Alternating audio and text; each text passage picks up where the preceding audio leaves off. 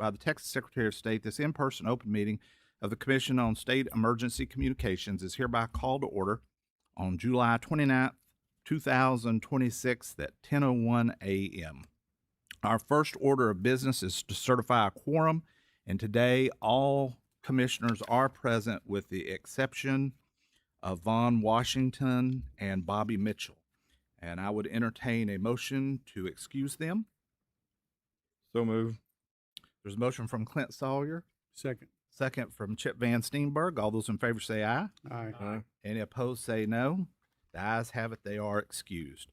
At this time, we will move on to Kenny for future meeting dates. Yes, sir. Good morning, everyone.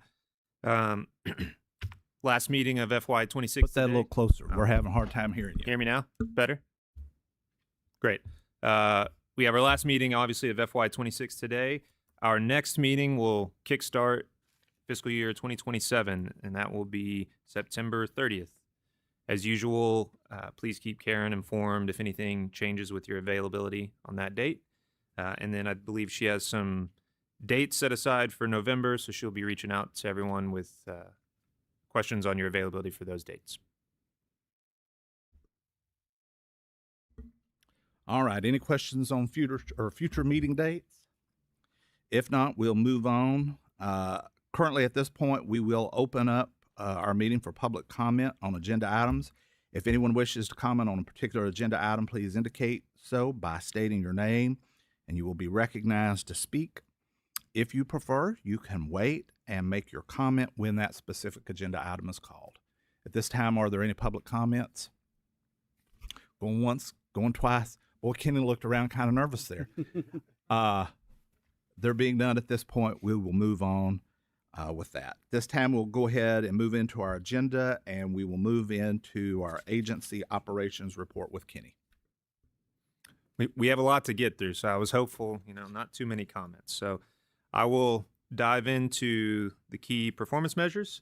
911, obviously, we have our two key performance measures, percent of time, services available, and the number of calls. We have 100% for the quarter on 911 services are available. Obviously, we love to see that anytime we hit 100%. And then on the number of 911 calls there, I'll just point out we're at about 62% of our annual target as of the end of Q3. I did look back to FY25, and we were sitting at 63% around the same time. Looks like we do historically see a bit of an uptick in Q4, but more or less historically on track there. Turning to our poison performance measures there are two I want to quickly point out. First, again, we got 100% on availability there. Always great. I just want to call out that Grace is going to speak to us later about some updates on the TPCN, and I'm excited for y'all to hear about some of the technological improvements that she's overseen there. And then on the number of poison calls, you'll notice we got quite a bit for the quarter. Q3 saw us receive about 30% of our annual target, and we're at 85% of the annual target for the year. And we do have an interesting presentation from PC Cubed later today that could potentially explain some of that uptick as well. And then if you'll turn to page 6 for our non-key performance measures, just two I want to point out just to give a little bit more context. The first is the percent of RPCs showing improvement. The quarter performance there is 0%, but that's just because we already hit 100% on the annual at the end of Q2. So nothing problematic there. We were just ahead of the game. And then number of outages exceeding 2 hours there for 911. We are kind of on the higher end there, exceeding that annual target. That was a trend we saw last year as well, exceeding that target and being kind of ahead at Q3. We're about 7% higher than we were last year, so that's obviously something we'll keep an eye on going forward and see how we can address, but did just want to call that out. Any questions on any of our key performance or non-key performance measures? If there are no questions for Kenny, then we will move on and go to Lorraine.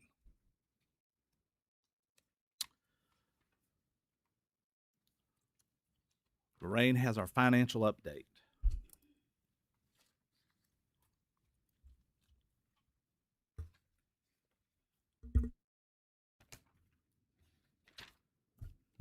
Good morning, commissioners. Good. Good. All right. My name is Lorraine Meek. I am your Chief Financial Officer. Please join me on pages 8 and 9 to go over the financial update as of June 30th, 2026. 83% of the year has lapsed, and here is our progress. First, let's go over the revenues. As you can see, service fee is reflecting 72% of the biennial revenue estimate as it compares to, and so while surcharge is reflecting around 75%, the prepaid wireless is at $685,000 with regular wireless service fees at 17.7 for a total of 18.3 million for service fee by itself. And the landline also has 2.6 million, totaling almost $21 million for service fee. Equalization surcharge is at almost 17.8, giving us a total receipt to date of $38,669,000. Now, if we compare that to our appropriations that we have as a percentage of the year lapse, we are the receipts to appropriations, we are under by $8 million at present, which, as you know, makes us have to use our fund balance. But again, it's as a ratio as to how much as the years lapsed. As we compare it to our biennial revenue estimate, as previously stated, on average, we're at 73% of what we are estimated for the year. And so it looks that we are 5 million under receipts as compared to the biennial revenue estimate. Now, that'll be also addressed in a moment. If we go to the expenditure section, our appropriations for the year is at 67 million, and we have expended and accrued almost 63 million, leaving $4.8 million of appropriated balance, which is about 7% of our appropriation in total. And as you can see, majority, 77% of that balance is sitting in the 911 statewide services. So when you compare our appropriation balances against to what our difference of the biennial revenue estimate to what we've actually pulled into date, we are short about $300,000 in respects to that. And again, any shortage would have to get then funded with the fund balance that we have, which pulls us to our next section, which is our projected year-end fund balance. The top says, here's our cash balance as, again, of June 30th. Any outstanding obligations that we still have, all of our appropriations that we have yet to pay is reflected in there. Plus, although it's not happening until next fiscal year, it shows the transfer amounts that we are currently estimating for Proposition 8, the NG funds. And so it brings up, here's our estimated fund balances as of 8/31. And you can see all of this information in graph form or in lots of numbers as I went through them. Now, are there any questions? This is informational only, no actions required, but I'm here for any questions. Lorraine, I got one for you. Awesome. So if you go to page 8 in our charts there, those Yes, two sir. charts at the first for 911 service fee and then our equalization surcharge funds. Yes, sir. And keep in mind, Lorraine, I'm a simpleton. So, but you want simpletons to understand I do. your chart. That's the whole point of the charts. Maybe in the future on this, because we've got July and August that we don't have collections for Right. there. But when I first saw that, it kind of made my heart drop a little bit. Yes. And so maybe we like put a little line in there to present collections or just show the revenue going across with those empty, because having those filled in kind of was a little confusing to me Okay, at first. understood. So Will do I was so. like, I knew it. I knew we're not going to collect all this revenue, and Lorraine kept saying it's not a problem. But look at that chart. Understood, sir. Any other questions for Lorraine? All right. Well, if not, thank you, Lorraine. We appreciate that. Yes, sir. We will move on to Heather for approval of our agency strategic plan for statewide 911 service for fiscal years 2027, 2031. Just as a note to everybody, if anybody is confused, we do have an agency strategic plan that we previously approved. This is our one for statewide 911 services, which is a little bit more encompassing with some of our partners at MECTA and the districts and all of that. So, Heather? Thank you. For the record, my name is Heather Barnes, Director of Programs. If y'all will turn to page 10 for the plan. Section 771055 in the Health and Safety Code requires that the agency prepare this plan for submission with the LAR every 2 years. So we worked with ECAC and along with the Legislative Working Group to complete this draft. Some of the changes that we made this time, along with all the statutory requirements being met, is we've removed and updated any information in there that may be outdated. We also provided the newest call volume and funding utilization data from the latest FCC survey. We updated the transition timeline with the high-level stages and milestones for next-gen deployments. And we took out the section titled CSEC State-Level eSignet Governance Model, as it's no longer relevant. Specifically on the transition timeline for NextGen, I do want to point out in the report that on page 13, if you could turn there, when we started in 2022, we had 11% of the 911 entities at intermediate stage, which is the furthest that we can get without relying on the telephone companies to do their part. As of July, we are at 78% statewide. If you were to turn to page 25, there's a colorful chart there. It shows that there's still 9 in foundational and 4 in transitional. Those 13 by the end of this year will move to intermediate state. So that leaves 3 in legacy state. We will continue to track and monitor and see what we can do to assist on moving them forward. As far as in-state, we are relying on the telephone companies to be able to do their part. The FCC did make some changes in the last year that has allowed us to move forward with that. That is going smoothly, and we're going through the stages for that. It will take a couple of years to fully reach that stage. So with that, the commission staff recommends the commission approve this strategic plan for statewide 911 service as proposed, subject to any non-substantive edits deemed necessary by the General Counsel, Director of Programs, and the Commission's presiding officer for submission with the LAR. Any questions? Any questions for Heather? Just as a quick note, as we went through this, I think early on, there were some parties that were very, very concerned, reference consolidation, things like that. Some things that really weren't in the report, but I think it really goes back to a concern over fee and fee structure. And we did reword a little bit of that in here and really talked about that. And so you're seeing a report in front of you today. As we were going through this, at least on the legislative working group side, and I think ECAC would have seen the same thing, we were seeing last year's and this year's. And if you look at last year's numbers to this year's numbers, it's a really good thing. You'll see that landlines are going down precipitously, particularly on that revenue. Cell phones are going up, but certainly not to the percentage increase that landlines are going down. It's not an equal phase out there. VoIP was pretty good as far as that revenue was increasing. But prepaid wireless, and that one's kind of an interesting one, and I think you've seen this on the district side.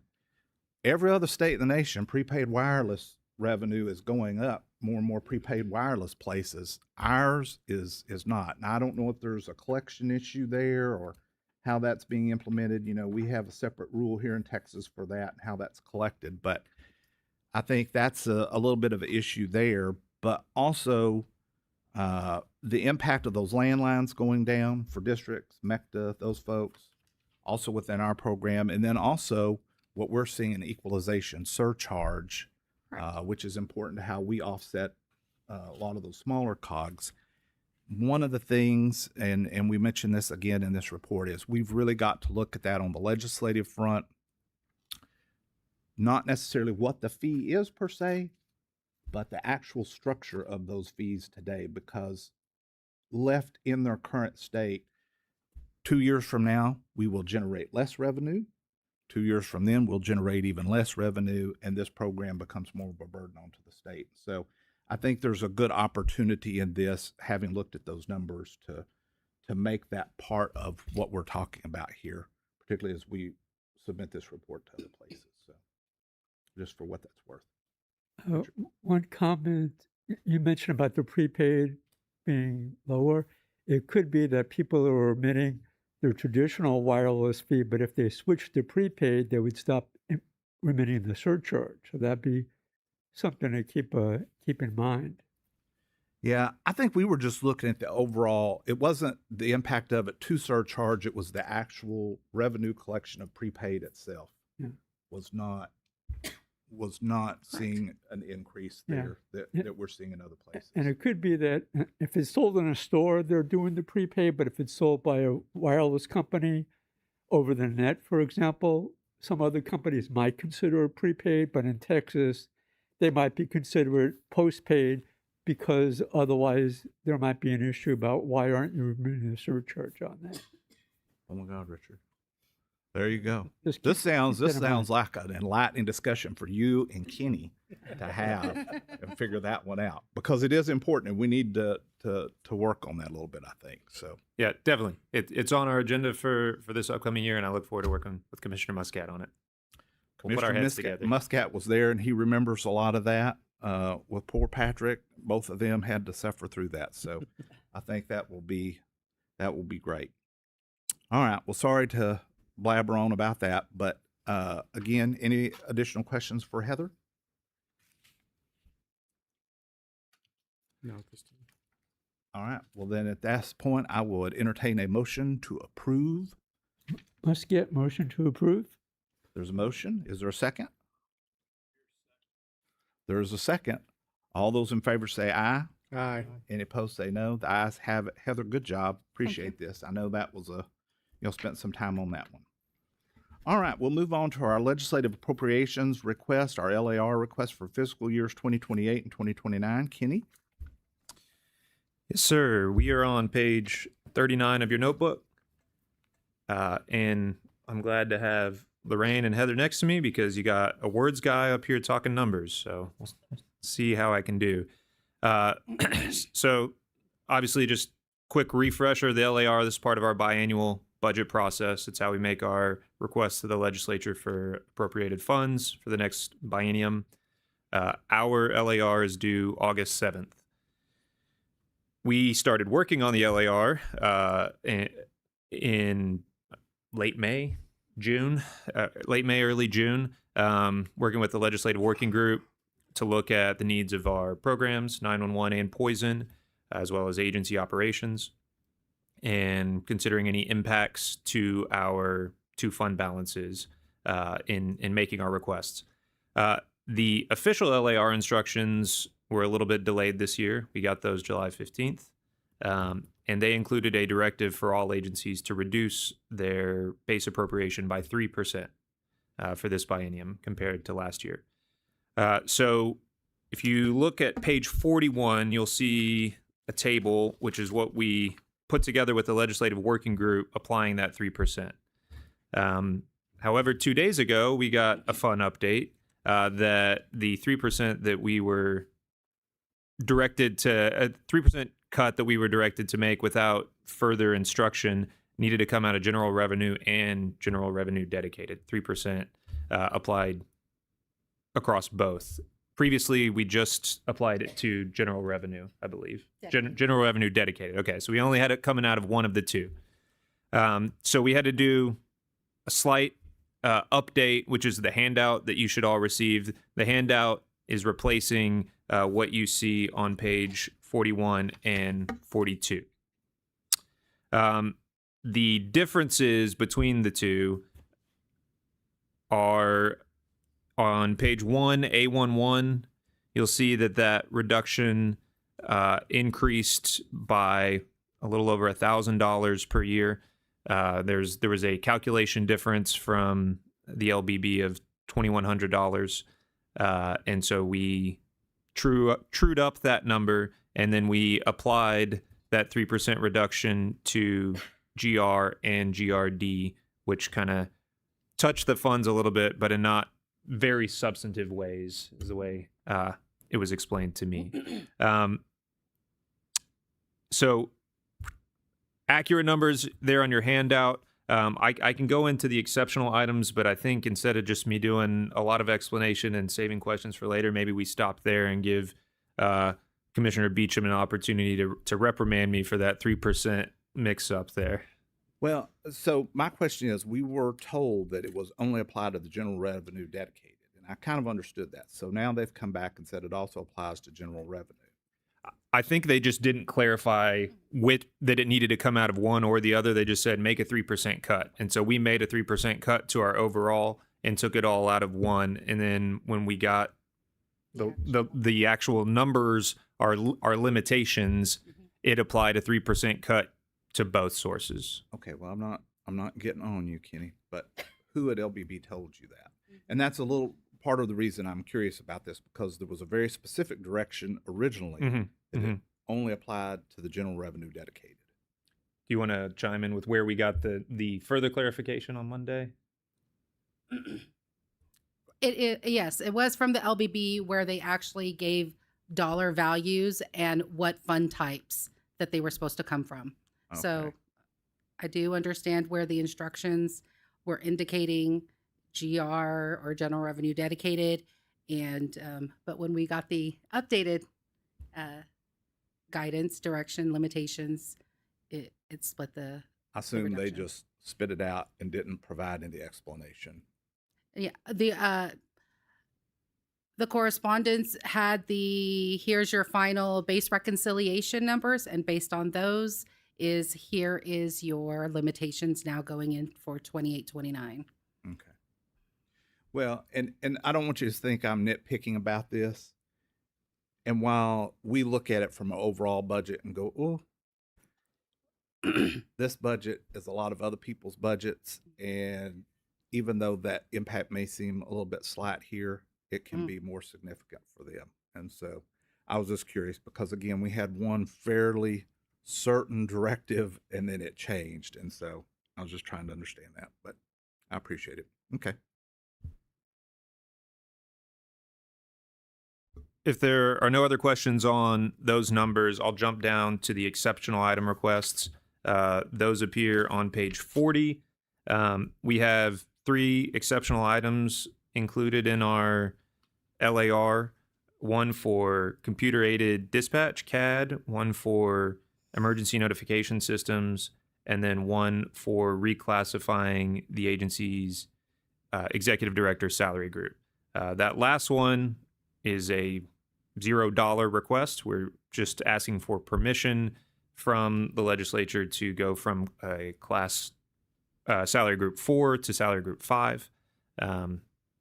And the other 2 do carry costs, which you can see there. It's $7.4 million for CAD, the computer-aided dispatch, and $2.41 million for ENS.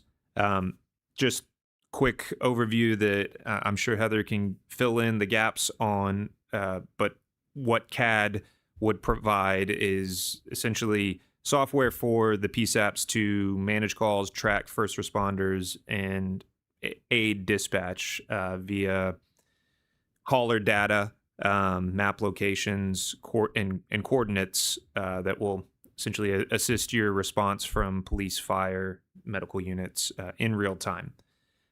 Some PSAPs in the program do have CAD currently, but currently we don't have enough money for that to be an allowable cost through the program. So if this exceptional item is funded, CSEC could begin paying for some of those costs for those that do have it or other PSAPs that implement it. And then on ENS, the emergency notification systems, that was a high profile subject during the special sessions last legislature, following obviously the tragic flooding in July 2025. So the ENS would essentially be for what we refer to as reverse 911 in shorthand, that allows public safety officials to send outbound calls, or I think texts as well, and emails using the 911 network, which can be an effective way to quickly send emergency notifications to people in targeted areas as well. So that is what those two items cover. And then the unfunded item, the salary group, that money would come out of our normal budget. We're not asking for additional money there. The intent, obviously, is to retain highly skilled personnel as our executive director. We obviously lost our executive director in March, and we have been diligently seeking another. And the agency feels that increasing the salary group to Group 5 will aid the agency in retaining good folks in that position.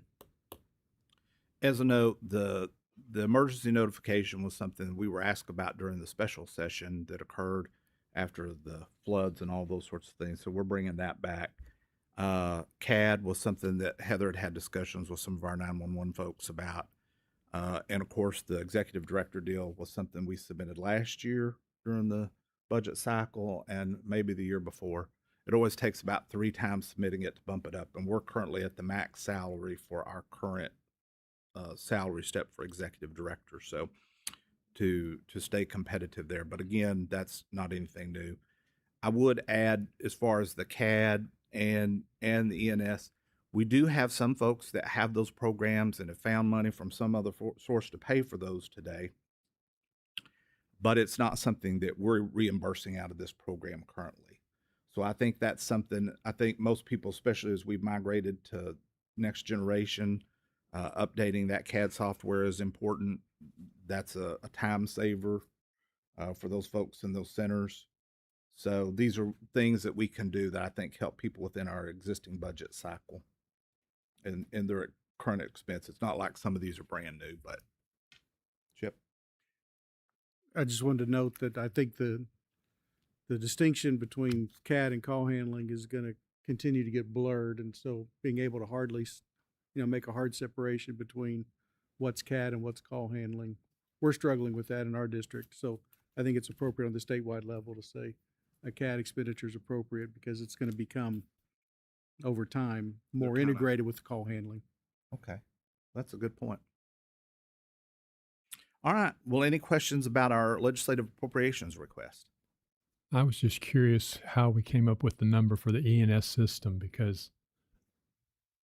that's not much money to cover the state. I know most cities and counties of any size have their own system, and our Council of Governments has their own system, but we take it out of, we provide the license fees out of Homeland Security money.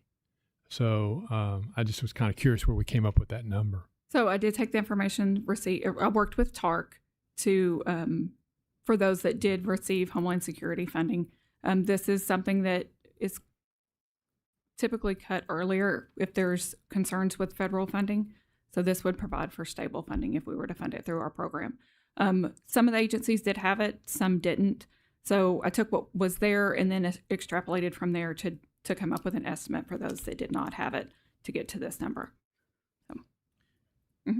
I think one of the things in there too, a little bit of that is for in-house to oversee some training and implementation, because one of the problems we've seen statewide, Tim, is there are places that had this and they've had it for so long that when the time came to use it, they didn't know how. They didn't know who to call or what to do. And there are literally places that incurred disasters in the last 2 years that had this ability but were unable to use it because they'd had enough turnover and weren't trained on it. So a little piece of this too is for us to have a component in there to help keep them ready and able to use it, which I also think is important. Does this anticipate that the system would use the 911 database? Because most people don't. They have to create it from zero. And if you have an emergency management person who is not inclined to do that, it doesn't matter how much training they have. The database is not up to date the moment they have to hit the button and send the call. That would be the other part of this is the information that's in the 911 database is going to be landline calls or landline phones. Right. Those are going down. Right. So we would have that information that we could provide into the systems. However, it would be community outreach on building up for wireless phone numbers or email addresses to be added into the system as well. So we would be working with the regional planning commissions to get that outreach. Mayor James. I just want to make a comment about ENS. I was fortunate, if you will, to be able to tour the flooding that happened last summer in the area. And while I was doing that, I was with a sheriff, and I had a colleague in another vehicle that was in front of us, and I wanted to text that colleague something I saw. Well, I didn't have cell phone coverage. So I thought, that's interesting. So I asked the sheriff, did you lose your cell phone towers? He says, no, we don't have cell phone coverage, period, here. So we need to keep in mind as we develop these ENS that, I don't know if we can have global position, the technology that's available, because most of the area that had and keep in mind, these were people that were coming for a holiday and they had no idea that they didn't have cell phone coverage there. I guess maybe when they got there, they knew, but you have to be able to put all of this in perspective that this was like the perfect storm. They didn't have cell phone coverage. They wouldn't have been notified. If you had, loud alarms, would they have known what to do? So this has all been a discussion on technology, what's available. And so just can you kind of help facilitate that discussion as we move forward with this? And that's just my perspective. Thank you. Absolutely.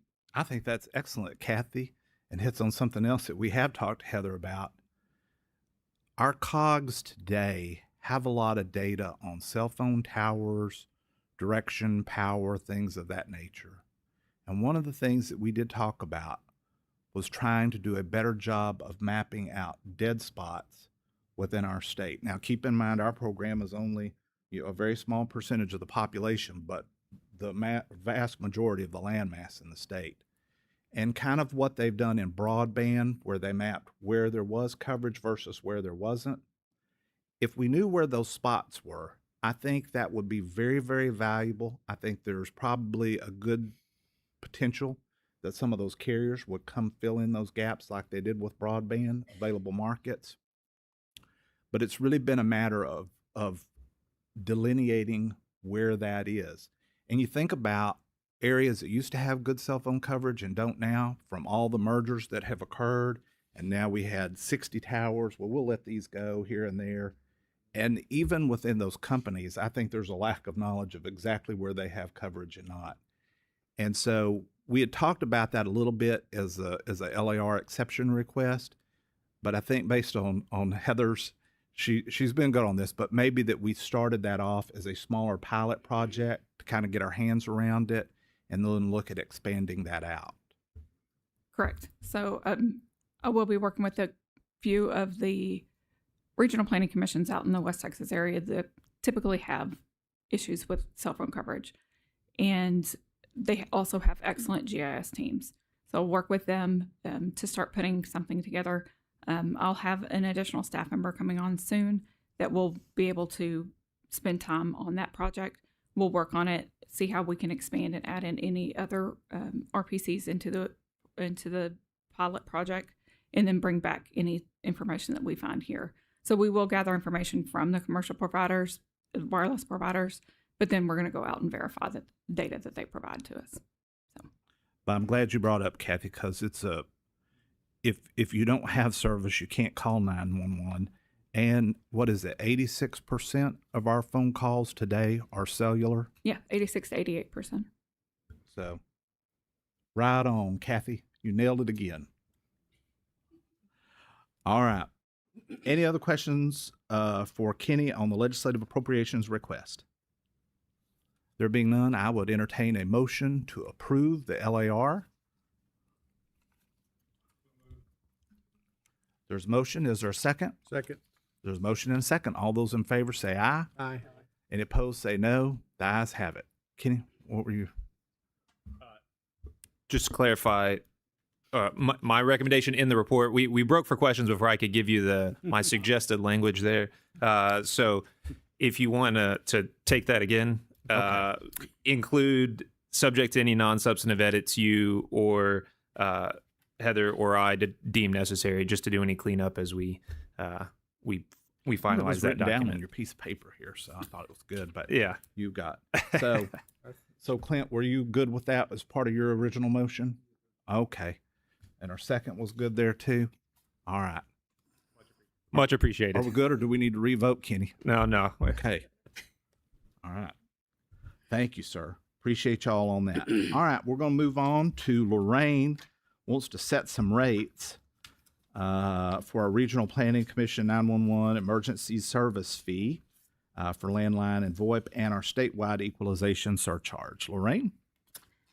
Hello again. My name is Lorraine Meek, the Chief Financial Officer. We're going to continue on to page 43, and we'll discuss the annual consideration of the rate setting for Regional Planning Commission 911 service emergency service fee, including landline and VoIP, and the statewide equalization surcharge. Per Commission Rule 255.1, the Commission must annually review and adopt by order 911 emergency service fee and equalization surcharge. Service fee is currently set at the maximum rate of 50 cents per month per non-exempt line. This rate has not changed since its inception. Surcharge is currently set at 6 cents per month per non-exempt line with the maximum rate of 10 cents per line. Starting at the bottom of page 43, the first table shows that the service fee and surcharge revenue for 2025 was around $47 million. And the second table on the top of the next page of 44 shows the estimated revenues for 2027 for service fee and surcharge, and that's to come in around $48 million. This estimate can only fund a portion of what's needed for to maintain the current level of 911 and poison program services appropriations, and the remainder will need to come from the fund balance and general revenue. Equalization surcharge, if you go to page 45, you will see what our revenues have been for the past 12 months. Surcharge revenue was $21.4 million. And with this analysis, it shows that if we remain at the 6 cents per line, we will have an excess of $215,000. However, if we do decrease to 5 cents, we would be at a deficit of $3.4 million. Staff recommends the landline VoIP 911 fee continue to be set at 50 cents for 2027 for the entire state 911 program service area. Staff also recommends the statewide equalization surcharge continue to be set at 6 cents per month per non-exempt local exchange access line, equivalent local exchange access line, and non-prepaid wireless telecommunication connection. A draft order consistent with staff's recommendation rate has been provided to the Commission's presiding officer for signing. Are there any questions? That was a long exploration, Lorraine, for the fact that we can't touch most of this anyway by law. So it is what it is. Yes, the summary is let's keep it the same as current. Is that why we're leaving it at 50? Is because it's statute? That's the max. Okay. So that needs to change somewhere, right? In order Not to in, be- I mean, it's not in our, we can't do something about it here, but somewhere somebody can, right? You'd be a lawbreaker We'd if you have tried to to- do something yeah. about it here, Clint. So we're stuck. Okay. Yeah, That's what I we want to are make sure. When do we think, and I know it's projection, I don't know if we even have that projection, but when do we think the fund balance will be depleted? Great question. I do have an estimate going as far out as 32 as to when the fund balance becomes to how we were a few years back, where we were quite concerned. So this goes to, again, back to our strategic plan, the statewide strategic plan. And as long as that fund balance is sitting there, there's probably going to be an unlikely chance of seeing increases in that 50 cents. And so this is actually hurting our other partners that don't rely on, or that rely on fund balance that, I mean, not fund, on that don't have the benefit of the fund balance, if you will, and they're wanting to increase that 50 cents. So it goes back to, again, where does that process start in a legislative session? How are we working with our partners on this issue to make whole our 911 system that obviously cannot support itself in the current financial status? Opened up a can of worms.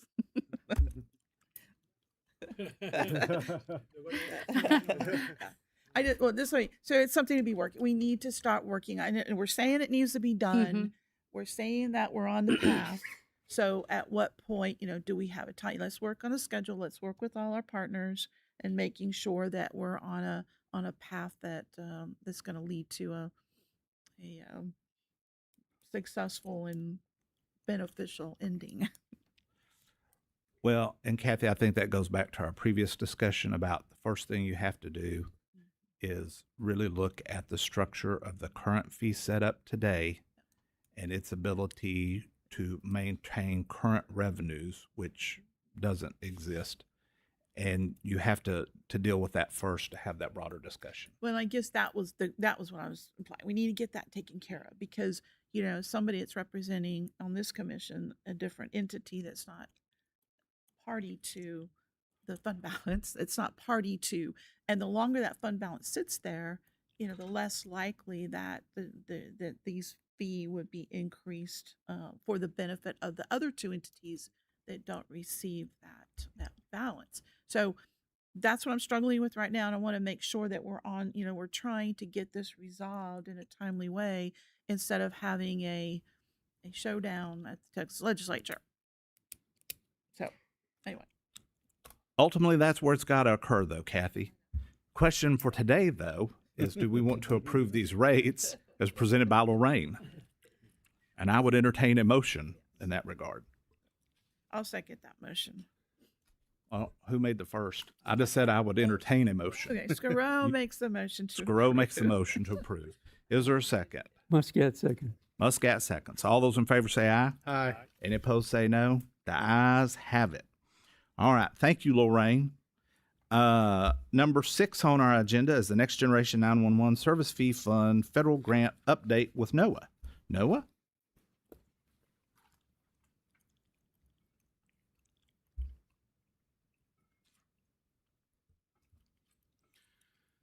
Good morning, Commissioners. For the record, my name is Noah Gilliam. I'm your Director of Contracting and Purchasing. Glad to give you all your update for July for the SB 8 grant. I'd like to start off by saying that we are in good shape currently. I am going to make a note about some folks, just in general. We do have around 11 entities who we are working with actively and communicating with between their vendors that have been selected through their solicitation processes in order to get the invoicing that's necessary for us to reimburse them. So you may see a few folks that are still showing that 0% expenditures. Don't worry about that. We're still, right there actively working. We're fairly certain that we'll be able to hit our deadlines. So I just wanted to kind of get that out of the way to make sure that just to alleviate any concerns you may have there. Currently, we're sitting at $136.2 million reimbursed. That's 91% of the total allocation. We're only at 90% of the time elapsed, so we're good. You will notice that the allocation amount is not showing $150 million right now, and that's because we do have some funds that are going to be scheduled in another staff report to be shifted through the RPC program. That's mainly from the departure of our contractor that we've had doing our grant administration. So he'll be leaving, Frank Rivera will be leaving us August 31st of this year. So I will be handling all the closeouts after that period of time throughout the end of this process. That will also be coupled with some additional funds that will be swept from within the RPCs themselves. So that will get us back to close to that $150 million. So I'd like to continue by talking about where we currently sit as far as closeouts. We have 11 772 ECDs that are closed. McLennan County moved to closed back in June. It's not being showcased right now under the notes column, but Henderson County will move to pending closeout in August. They submitted their final reimbursement just a couple of weeks ago. As far as municipalities, we have 10 showing as closed. Highland Park moved to closed in June, and we have 3 that are pending. Garland and Mesquite moved to pending closeout in June as well. We are waiting for the city of Corpus Christi to complete some of their activities as far as installation, to complete everything for them. We already have the paperwork. We're just trying to make sure that all activities have been completed. And then as far as the RPC program, we are currently in the process of closing out 8 RPCs. And I do believe that by the time we get back in September, those will be closed. All right. And with that, I am available for any questions that y'all may have as far as anything showing in this report. Any questions for Noah? Ooh, Noah, I'm looking over here, last page, City of Portland. 0 reimbursement. They've gone downhill since they got a new mayor, haven't they? Just completely off track. Yeah. We actually got an update on them last week, and we're good. We're good there. Okay, good. You know, that was one of the biggest questions. It's like we're at the mercy of a contractor. And that's, you know, and the response from the contractor was, well, we got bigger projects we're working on. Yeah. So I don't know if they met the last mayor, they might reprioritize. yeah, we'll see about that. Thank you, James. No problem. Any other questions for Noah? Noah, thank you, and appreciate you keeping this all on track. It's all looking good. Of course. All right. Thank you. Our next item is our Texas response to the Federal Communications Commission annual 911 information collection for calendar year 2025, and we're going to go back to Kenny on that one. Kenny? Yes, sir. So this is an informational item only. No action is required. As a refresher for everyone, we do this annual information collection with the ECDs and collect information from the state program participants to respond on behalf of the state of Texas to the FCC. This was put into place in 2008. Congress decided they wanted FCC to monitor any diversion of 911 funds by states or local entities for non-911 purposes. So we collect information and then provide that response to the FCC. There is not a automatic consequence from what we submit. It's mostly informational to the FCC, but future laws, future funding can take into account the information that we provide in our survey response. So we obviously want to have as complete information as possible when reporting on behalf of the state. Last year, we got the number of missing responses down from 19 entities to 10, and we managed to hit about that same mark this year. So we are giving as close to a complete response as we've ever given before. That accounts for about 98% of the state's population. Every year we have a few stragglers, and we do our best to get that information from them, and we'll continue to do so going forward. I do want to thank, though, the districts that reported information to CSEC and the leaders from MECTA and the Alliance in assisting me in getting that information from the districts. So most importantly for everyone on the dais is that we reported once again that there was no diversion of 911 funds for non-911 purposes. That's the thing that FCC is most important at seeing, and the thing we are most happy to report to them.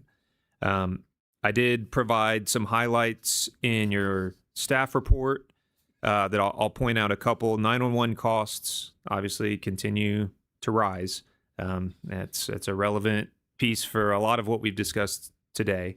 The reported volume of calls, we actually saw a slight downtick this year.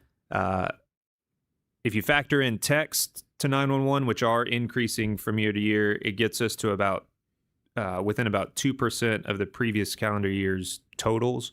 I still would have expected to see that total volume increasing year to year. So we'll have to look into whether that's actually like a reporting inaccuracy from year to year, because obviously we are relying on information reported to us from other entities, many other entities, or if that's actually a trend that we are alarmed about. So that's something we're going to continue to monitor. We also look each year at how we can improve our information collection and kind of our quality control of the data that we get, seeing if we can identify any anomalies in what's reported before it gets compiled and then sent to the FCC. So we'll continue to look there. I've had some good discussions with Heather and also with Commissioner Muscat about some things on that will continue to tighten in future years, but we do want to keep an eye on that 911 total volume. Again, this is just an informational item. We have submitted our FCC report already, but I'd be happy to answer any questions if anyone has any. Any questions for Kenny? All right.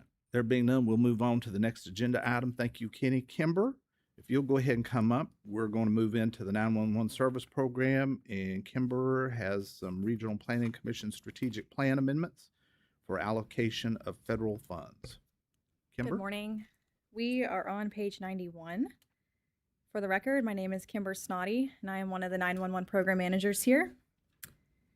At the July 2022 commission meeting, we allocated $21.5 million to the RPCs in the state program for NG 911 core services and equipment. At subsequent meetings, we made allocation adjustments, which those will be noted on the chart on the next page.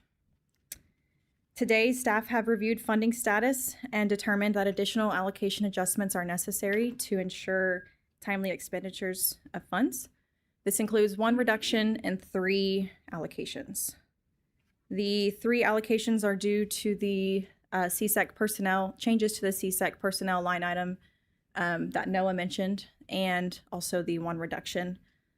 And those are noted again on that chart on the next page. Staff recommends that the Commission approve the reduction in allocations from the NG 911 fund to be used specifically for Next Generation Core Services as outlined in the chart, and authorize its co-interim executive director to revise and execute the affected RPC's recipient 911 cost summary.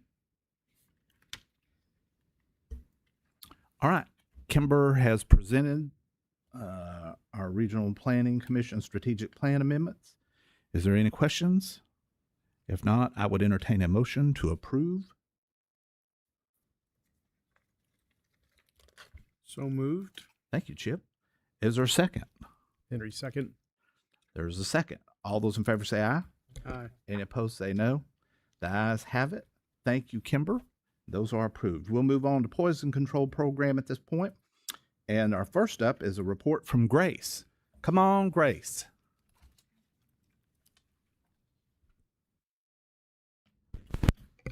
Good morning, Commissioners. Grace Brewery, Director of Information Technology. At the March Commission meeting, I informed the Commission that the contract for our current call taking solution was reaching the end of its term and we had exercised all extensions. After evaluating the best available options, CSEC utilized the Department of Information Resources Shared Technology Services to implement Amazon Connect with implementation support. On May 28, 2026, the Texas Poison Control Network transitioned to Amazon Connect. In addition to moving to a new solution, we intended this change to resolve network performance issues such as network outages, audio issues, and platform stability. I'm proud to say that the migration was successful and all 6 regional poison control centers are using Amazon Connect. CSEC is dedicated to providing excellent customer service to both Texans and specialists in poison information. Some issues that we are working through related to the call taker's experience have been reported, and a need for specific reports related to accreditation. We continue to work with our vendors to resolve these issues through training, customization, and configuration of the call platform. I'm happy to announce that no issues have been reported regarding network performance. TPCN is available 24/7, 365, with no stability issues, and future performance measures should show a reduction in network outages and managed application outages.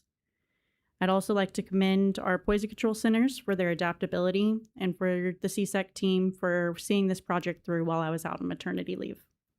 CSEC remains committed to providing excellent care and services to Texans. We will continue working with the regional poison control centers to make deliberate decisions to incorporate emerging technology in our continual efforts to improve the Texas Poison Control Network. This was informational only, but I'm happy to answer any questions. Any questions for Grace? The network outages, you got that solved. That was a big problem. And I understood this is actually a little bit better cost-wise than the crappy version we had. Yes, yeah, Well, that's pretty amazing. Y'all did a great job on this. thank you. All right. Well, Grace, we appreciate it. Thank you. Best report all day. All right. At this time, we'll bring up James to provide a update on our strategic plan amendments for our poison control centers.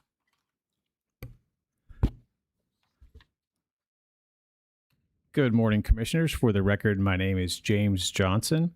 And if you'll please turn to page 94 of your Commission notebook. Commission staff are in receipt of one strategic plan amendment request for the receipt of other funding from the North Texas Poison Center, or NTPC. NTPC is requesting approval to receive $48,809 in additional funds for the operation of opioid addiction services referral hotline. If approved, these additional funds will be used for salary and fringe benefits for the staff manning the hotline. I also wanted to note the hotline will not be interconnected with, nor will it use any of the Texas Poison Control Network IT services. This includes equipment, help desk services, telephony, any of those kinds of things. Commission staff have received NTPC's request for a strategic plan amendment and has determined that it complies with the Commission rules and policies and is cost effective and appropriate use and provisioning of poison control services.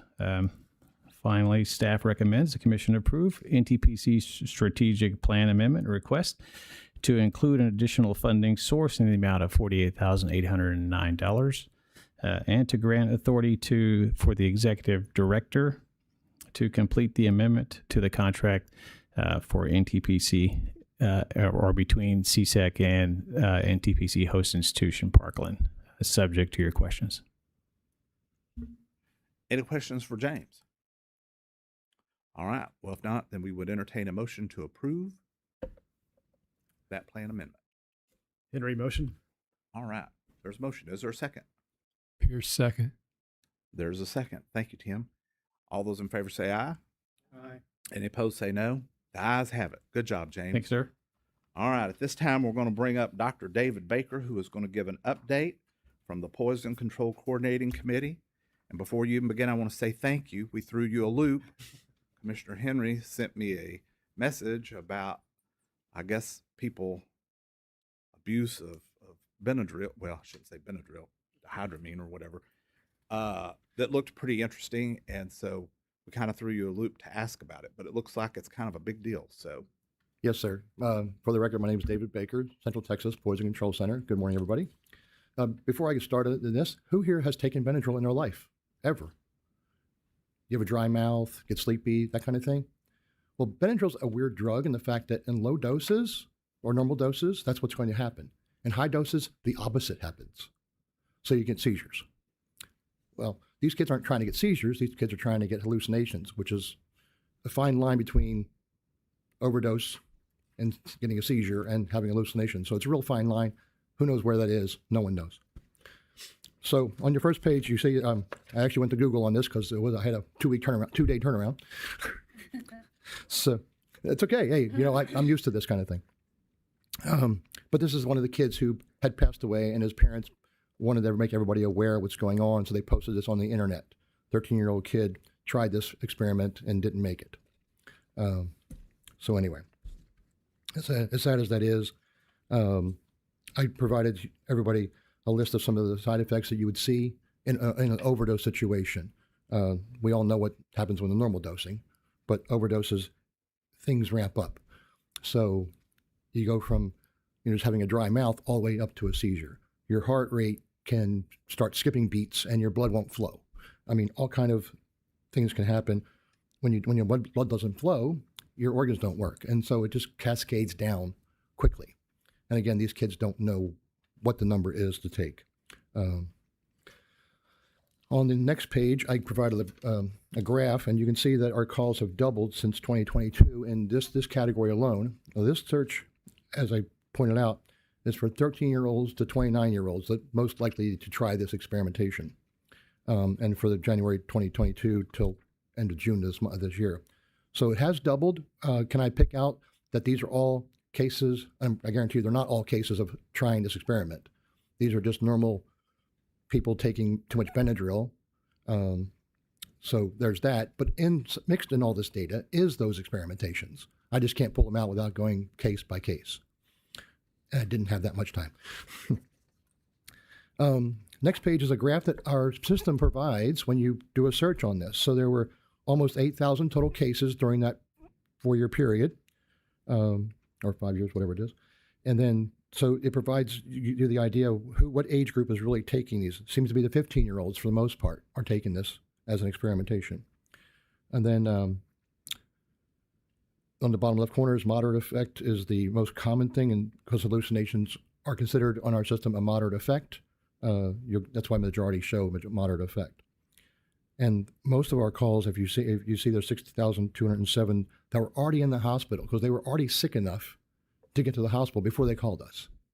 So they're pretty bad off before they even consider calling us. And then the last page is what you could do out in the public to look for what kind of symptoms you might see. So like EMS on scene, what could they be seeing, kind of thing. That's the last page here. So it kind of a very sleepy, weak person, basically. Any questions? I'm pretty sure there's some. Any questions for Dr. Baker? I was going to say, just looking from, what was it, Q1 of 2025, and then that uptick to the second quarter of 2026, it is a pretty impressive steep climb there. Yeah, these whether it be a Tide Pod challenge, Cinnamon challenge, they have their peaks, and I think we're in it right now for the Benadryl, and how you pronounce it is diphenhydramine. Yes. How do we are we working with like school resource officers, or I mean, what is our outreach? Do we have any outreach to notify police officers or school resource officers about this going on? I know our poison centers each have one single educator, and to cover, like mine covers 30 counties. There's no way. Yeah. Now we can collaborate with 911 educators if they take on that challenge. I'm pretty sure they could do that, but I've not been privy to that conversation. Thank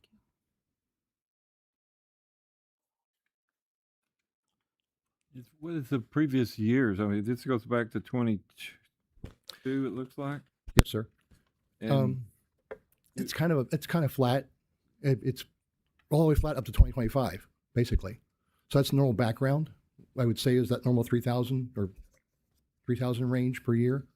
But then it just jumped up at 2025. Do you have any intel on how children are learning about this? In other words, we're flat and then you see this spike. Are they learning this on social media, internet, word of mouth? I mean, how do these things start happening? Their kids are very prolific on TikTok. And so as long as TikTok is free and no barriers, they're going to all share their experiences. And there are a lot of kids who take a big dose, but don't get sick, have hallucinations, report their great experience, and everybody thinks it's safe because it's an over-the-counter medication. This kid over here did it and he's fine, therefore I can do it.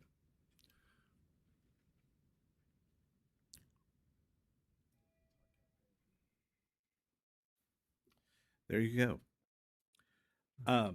Well, I appreciate you doing this, and again, I know it was really kind of last minute, but as I was seeing the article that he sent to me, I mean, I realized how in the dark I was, that I never, you know. I don't watch TikTok, so I don't know when these things happen either. So thank you for bringing it up to my attention. I wouldn't have known the numbers myself. Well, and I do think to Kathy's point about the education component, I mean, the poison control program has suffered a lot over the last several years. And part of that was when we looked at consolidation and made the decision not to do that. So that was kind of sparse for everybody. But I do think as we're moving into legislative sessions, we've got to think a little bit about poison control and maybe in some different terms. Because if I go back to our agency strategic plan and the strategic, well, I guess not the strategic plan for statewide 911 services, but the other one, and we really look at poison control over the last several years has really become a different cat than what it's been in most of my lifetime. Most of my lifetime, it would have been Ryan Henry calling in saying, oh, Wallace got up under the counter and drank some bleach, or something along those lines. Today, what we're seeing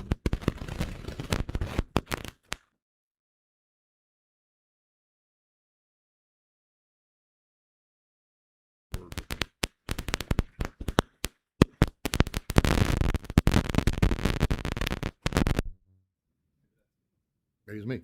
coming from people who are medical professionals and ERs. And I think that's the whole time we've always talked about poison control, Kathy. It's been about the public calling in, and it's been about the aspect of these calls save us money because these people don't end up in the emergency room. But really the burden on them, because the lack of toxicology programs in the United States today, the number one customer they have is ER doctors who don't know what to do with someone who's come into the ER. So there's really been a shift in your program. It's fundamentally different than it was. Yes, sir. And we see that routinely every July 1st when all the new residents go to the hospital. We get a big bump in calls. We're actually hand-holding these doctors.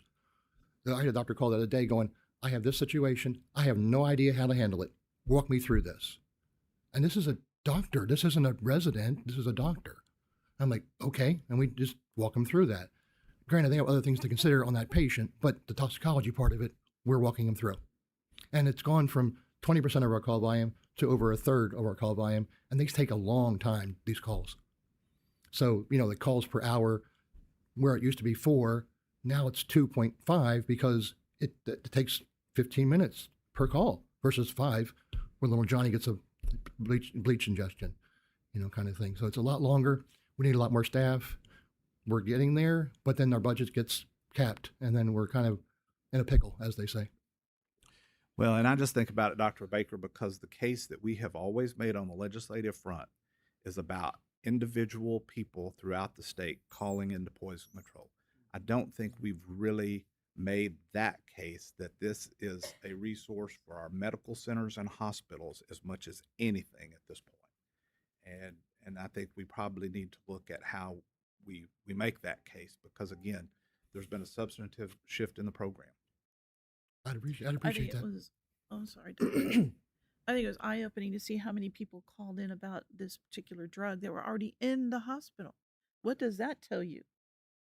You just made the case. Yeah, then the patients weren't calling, the doctors and nurses were calling. They didn't know what to do. They needed help. They needed, you know. Because we all think it's going to cause you to be sleepy, but it's, this kid's having a seizure. Exactly. So, sorry, allergies. Don't take Benadryl. Yeah, exactly. I don't take Benadryl. So what it sounds like it's from, I mean, the 911 system gets more money than the poison control, right? Would you say that's true?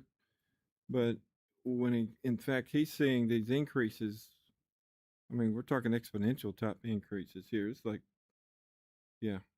And so if that's the case, if it's where we're getting the funding to support this, and they're not getting the information they need to make a wise decision about the funding that needs to be there. But here I am back to going through a legislative type process again, but still, that's still our job to try to convey that somehow to the right people when it comes when we're in session, somebody needs to hear about this, that you guys don't understand who's making these calls now.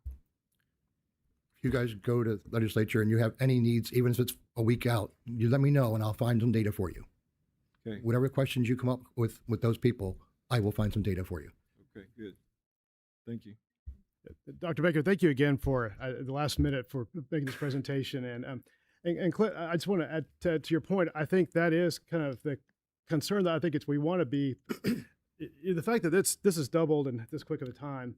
We don't know how we understand that there's trends on TikTok, but we don't know what the peak is going to be. And then we also don't know, I mean, are we going to have, are there going to be deaths that occur coming up? That's something that if it was an information campaign or just awareness that we could be ahead of, or that we could be trying to get the word out. So I think it's something that that we could just be mindful of, and that's a topic that we could try to provide some education to all the stakeholders and parents and the legislature as well. But I think what kind of got the headline, I mean, first of all, it was on ABC News, but it was just talking about the spike in the calls across nationwide, I guess, for on this Benadryl challenge. And so, I mean, I think what Chairman was saying about how just kind of there's an opportunity here. The relevance of the poison control centers, I mean, it's still there as ever it was, and this is just a good example. And just it's kind of with TikTok, we're just having to be a little nimble, I guess, but just trying to get ahead of this. But Kathy, like I agree with you. I think like if you think, oh, I made it to the hospital, I'm gonna be okay, and you're just we need the experts to walk them through it, and so. And if you ask doctors, they think they know how to handle it. Just so you know, they think they got it covered until they don't. Thank you, Dr. Baker. Thank you. Just statistically, do you have this same statistic in all cases where they call you after someone's already in the hospital? That would be a great number for us to know. How many calls are you getting once somebody has been hospitalized? Because at that point, that's telling me that they don't know what to do next. So every year I provided data every year. And in that data, there's a medical, that's what the question you're asking. It's in that graph. Okay. I believe it's in our strategic plan too.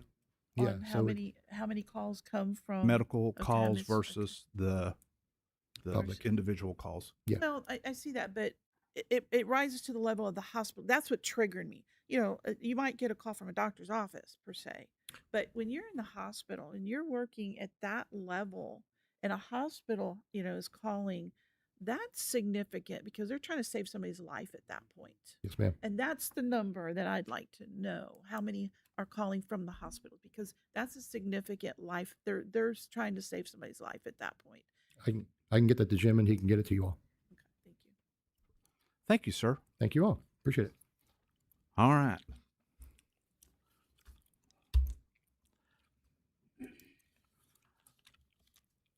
It is now 11:14 a.m.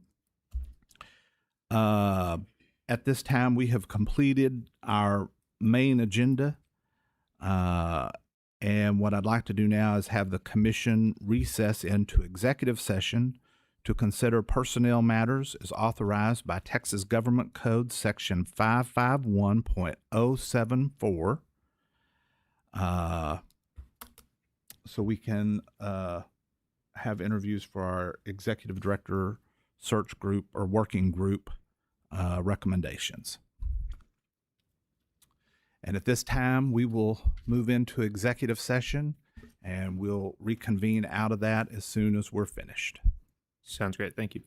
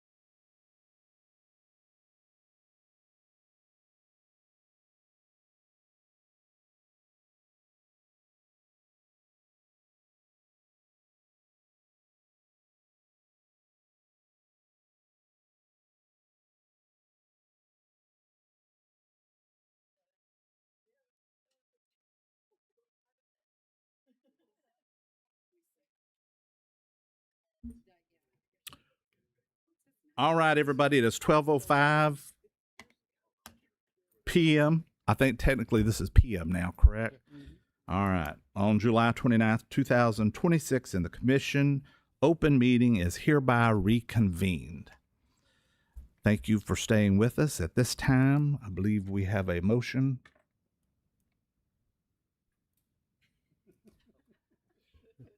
I would like to I would like to make a motion that we consider the hiring of Kate Bilford as the next executive director, and that we leave the timing of that open between her and her, assuming she accepts, her current employer and the president, or I'm sorry, the chairman, and that her salary would be set at the highest allowable at the current numbers.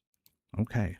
Tim has made a motion that we would move to hire Kate Blifford for the position of Executive Director of the State Commission on Emergency Communications at the maximum salary currently allowed under our current budget restrictions, and that start date be determined by the presiding officer and Mrs. Blifford as part of that negotiation. Is there a second? Muscat, second. There's a motion. There is a second. All those in favor say aye. Aye. Any opposed say no. The ayes have it. Congratulations, Mrs. Blifford. Welcome aboard. At this time, before we conclude, I want to say thank you to Kenny and Heather, who have been our co-executive directors during this time and have done a great job and haven't shot me. And that's amazing. That's amazing. And we'll be continuing in that slightly longer until we determine that negotiated time frame that Tim spoke about earlier in his motion. So thank you again for what you've done. And just as a note, I know everybody else up here is really, really appreciative for that and for all the staff. One of the things that comes up in all these discussions is how great a staff we have at the agency and what a great job y'all do. So thank you to all of you as part of this. With that being said, this would conclude the commission's open meeting. Is there a motion to adjourn? Ben Steenberg will make that motion. Is there a second? Henry, second. There's a second. All those in favor say aye. Aye. Any opposed say no.